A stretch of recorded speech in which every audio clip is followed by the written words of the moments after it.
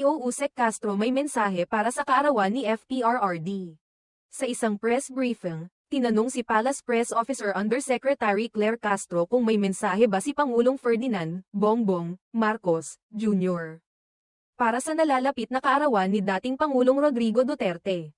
Si Duterte ay kasalukuyang nasa kustodiya ng International Criminal Court, ICC, sa The Hague, Netherlands.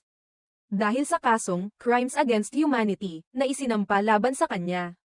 Sa sagot ni Undersecretary Castro, sinabi niya na siya na lamang ang magbibigay ng mensahe at ito ay isang simpleng pagbati. Kantahan natin ng happy birthday.